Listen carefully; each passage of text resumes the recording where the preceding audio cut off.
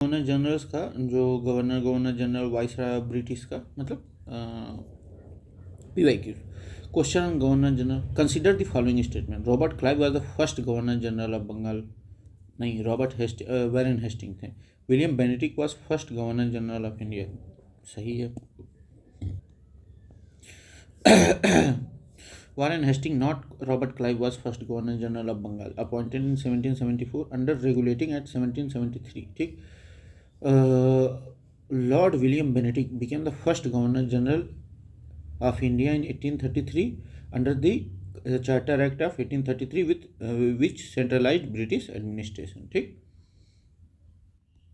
देखिए पहला Robert Clive जो थे सिर्फ गवर्नर ऑफ बंगाल थे ठीक गवर्नर जनरल नहीं थे गवर्नर ऑफ बंगाल थे या कह सकते हैं पहले गवर्नर ऑफ बंगाल थे 1757 से लेकर 1760 तक फिर 1765 से लेकर 1767 तक ठीक Bentinck was the first governor general of India ठीक regulating act 1773 established the post of governor general of Bengal Warren Hastings. Charter Act of 1833 created post Governor General of India William Bentinck.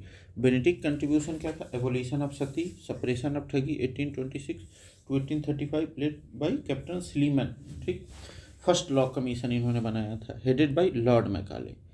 English as the official language for administration 1835 Macaulay के minute में लिखा था first governor general of India ये देखिए governor general of India की बात हो रही है तो कौन थे ये विलियम बेनेडिक्ट थे लेकिन यहाँ वारेन हेस्टिंग मतलब William Benedict was the first governor general of India 1833 to 1835 ठीक Warren Hasting first governor general of Bengal थे 1774 to 1785 Lord Dalhousie was governor general from 1848 to 1856 famous for doctrine of lapse Lord Mayo viceroy थे कब 1869 से लेके 1872 तक ठीक assassinated in Andaman island Robert Clive was never a governor general only governor of Bengal देखिए दिक्कत क्या हो गई थी लॉर्ड मायो के इन्होंने वो किया अरे सेंसस करवाया फिर उनको मार दिया गया who was the first governor general of India तो ये तो अपने बेनेडिक्ट थे Lord William Benedict was the first governor general of India 1833 to 1835 Lord Canning was the first viceroy of India 1858 से लेके 1862 तक after the government of India act 1885 एबोलिश्ड east India company rule ठीक arrange in correct sequence क्लाइव्स री arrival in India ये तो आए थे 65-67 में ट्रीटी ऑफ इलाहाबाद 65 में हुई बैटल ऑफ बक्सर की वजह से ट्रीटी ऑफ इलाहाबाद हुई ठीक तो क्या होगा कि पहले बैटल ऑफ बक्सर फिर क्लाइव का री अराइवल फिर उसके बाद ट्रीटी ऑफ इलाहाबाद फिर उसके बाद वारेन हेस्टिंग क्या हुए बिकमिंग इंडियाज गवर्नर तो battle of Buxar 1764 fought between British forces and combined armies of Mir Qasim किसके बीच मीर कासिम बंगाल के साजुद्दौला अवध के शाह आलम द्वितीय मुगल एम्परर ठीक ये तीन लोग मीर कासिम बंगाल के वो थे और साजुद्दौला अवध के और शाह आलम द्वितीय Mughal emperor treaty of Allahabad 1765 में secured diwani rights tax collection from British in Bengal Bihar and Orissa Warren Hasting 1772 में से लेके 1785 became governor of Bengal 1772 and then first governor general of Bengal 1774 under regulating act ठीक which statement is not true Warren Hasting laid the foundation of British administration ये Clive ने वो किया था ठीक Clive reform the companies civil and military services नहीं मतलब पता नहीं वारेन हेस्टिंग ने भी लगभग अच्छा ब्रिटिश एडमिनिस्ट्रेशन को वो किया था शुरू क्लाइव को फाउंडेशन वो माना जाता है Lord William Benedict was one of the greatest British ruler कहाँ थे ये Dalhousie added rich lemon trees to the British Empire through doctrine of lapse बहुत सही हाँ बिल्कुल सही है Warren Hasting reorganised revenue judiciary and administration forming the base of British rule ठीक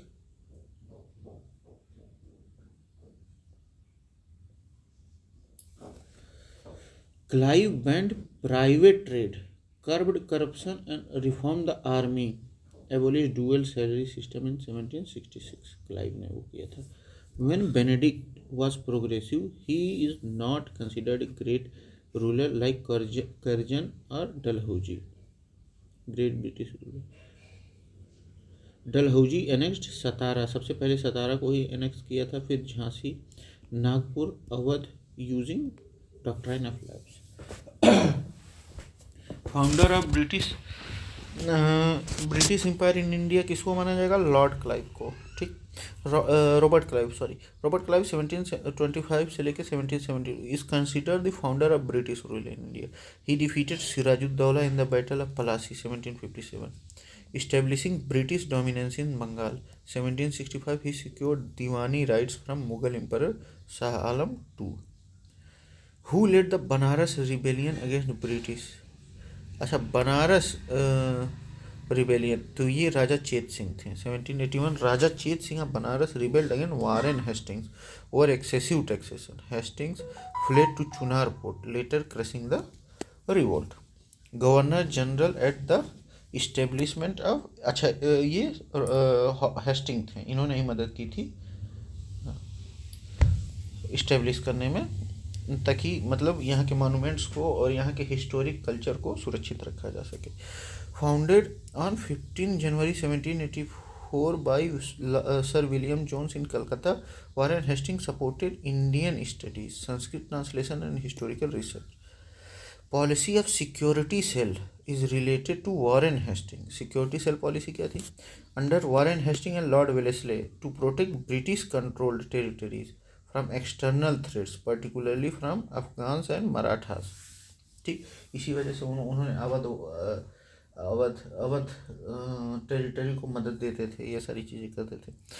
this was also known as ring fence policy 1765 से लेकर 1813 तक, aimed at creating buffer states to protect Bengal British interest in India. British agreed to protect Awadh on the condition that its Nawab bore the expenses. मतलब उन्होंने कहा कि हम अवध को मतलब सुरक्षित रखेंगे अगर वो पूरा खर्चा उठाते हैं तो. Okay. Lord Dalhousie known for doctrine of labs, railway development and public works, no relation to security cell.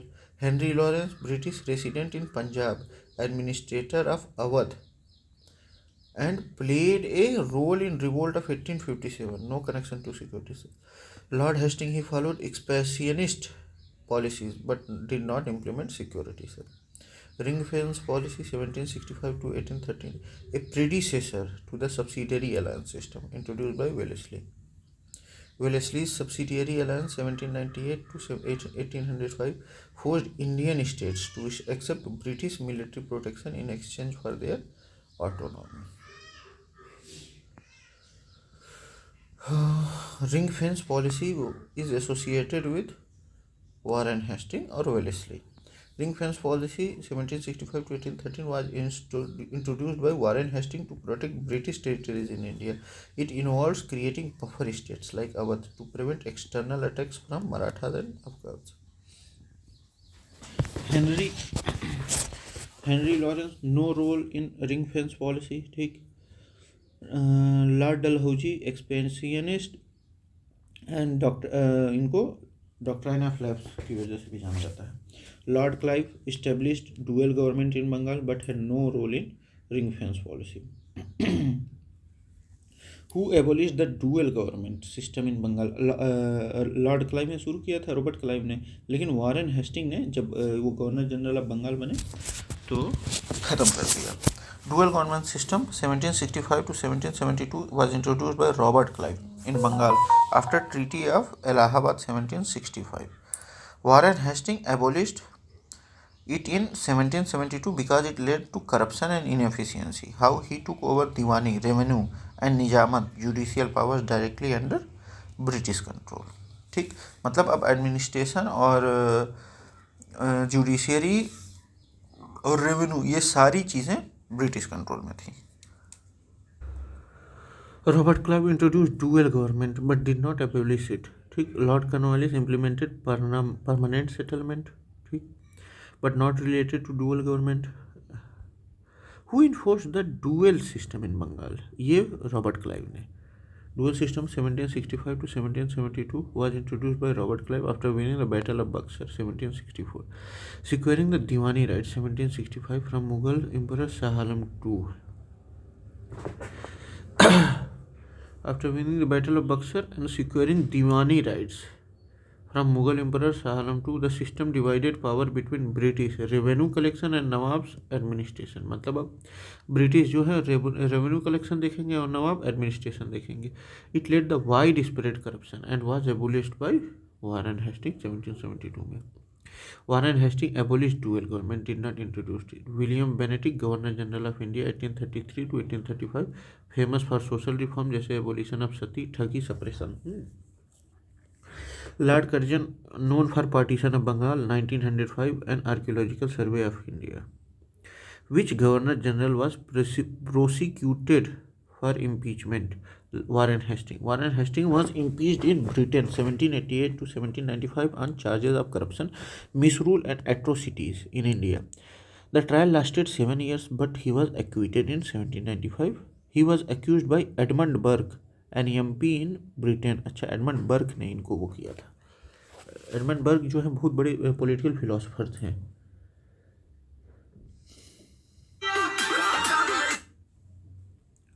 Lord Clive accused of corruption but committed suicide before any trial. अरे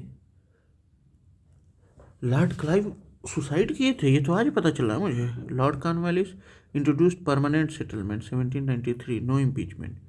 Lord Wellesley followed expansionist policies, but he was never impeached. The Revolt of Vellore 1806 occurred under the governor 1800 Sir Charles Barlow.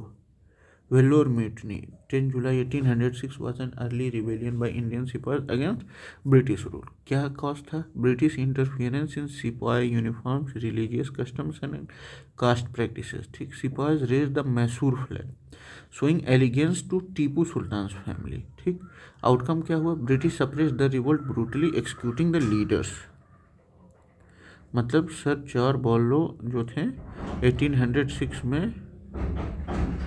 वो governor general थे. Wellesley known for subsidiary alliance Anglo Maratha wars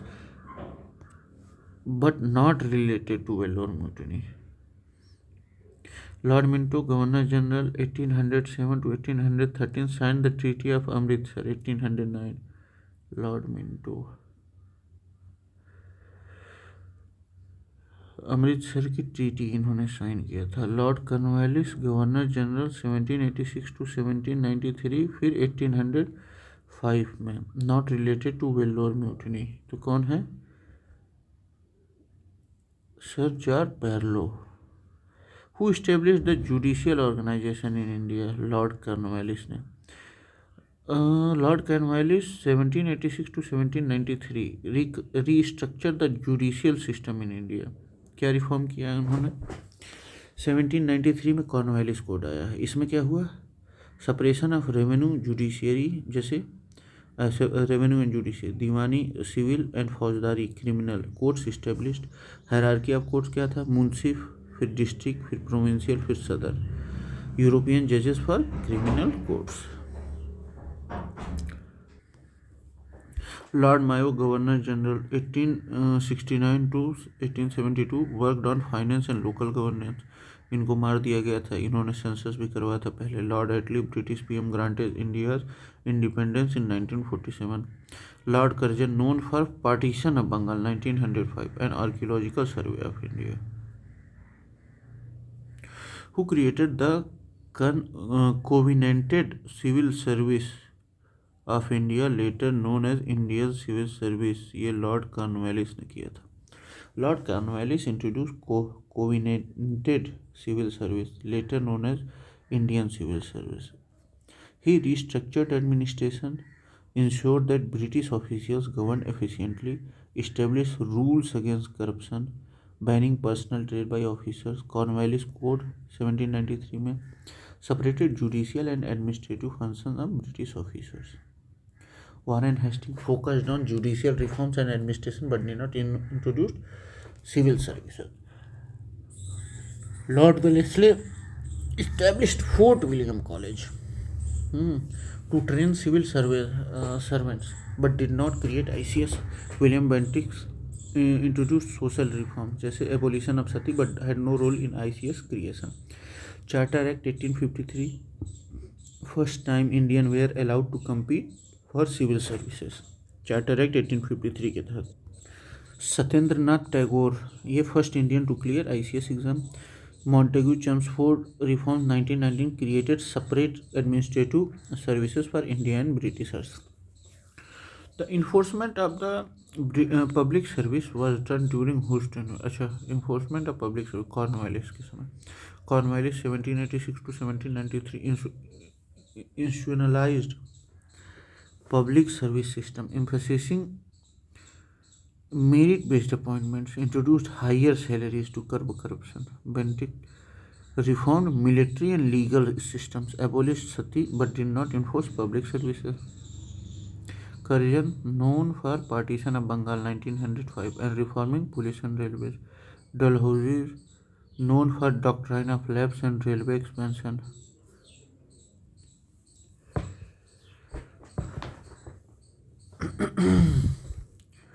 Reformed military and legal system, abolished sati but did not enforce public services. Curzon, known for partition of Bengal 1905 and reforming police and railways.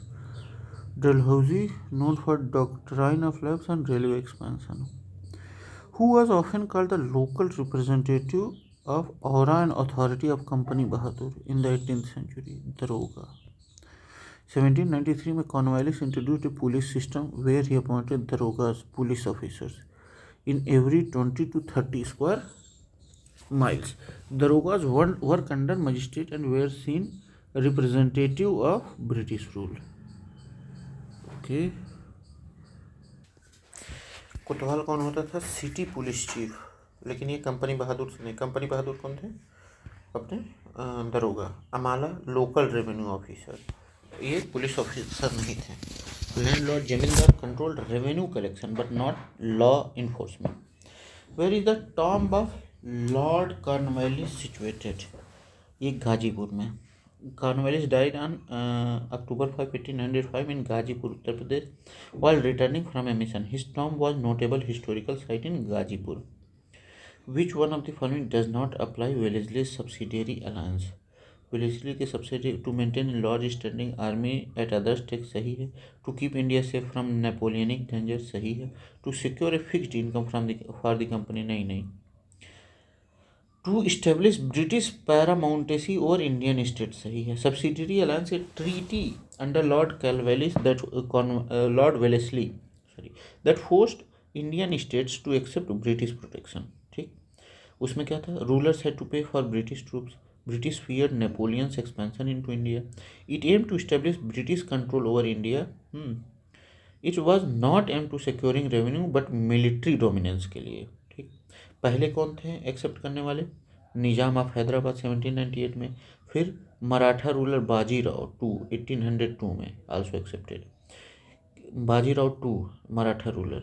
की states under subsidiary alliance कौन कौन से थे?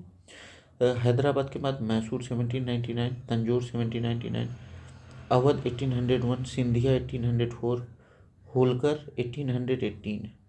ठीक, अवध के बाद Maratha Bajirao two ने accept किया था. First Maratha leader to accept subsidiary alliance Peshwa Bajirao two. Accepted subsidiary alliance in 1802 treaty of Bassein के बाद. allowed British to station forces in Maratha territory, making them independent on the British. Raghuji Bhosle, Maratha leader, but did not accept subsidiary alliance. Daulat Rao Scindia, Maratha chief who resisted British expansion. Between whom was the Treaty of Basin signed in 1802? English and Bajirao II. मतलब इन्होंने subsidiary alliance को स्वीकार कर लिया था. The treaty of Bassein 1802 was sign on 31 December 1802 between British East India company and Peshwa Bajirao two. After the battle of Poona 1802 Bajirao two was defeated by the Marathas and treaty restored Bajirao two as Peshwa with 6,000 British troops permanently stationed in Pune to protect him. Bajirao two agreed to pay 26 lakh rupees to the British East India company. English and Bajirao won.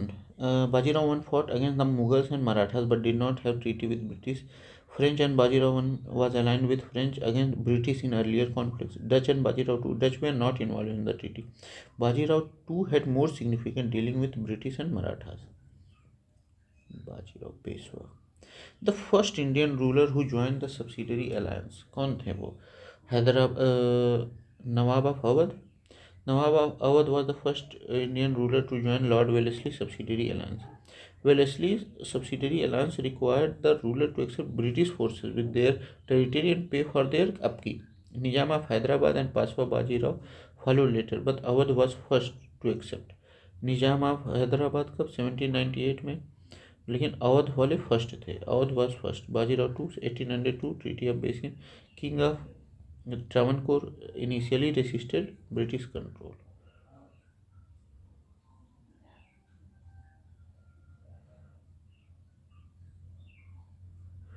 First to accept Hyderabad Awadh.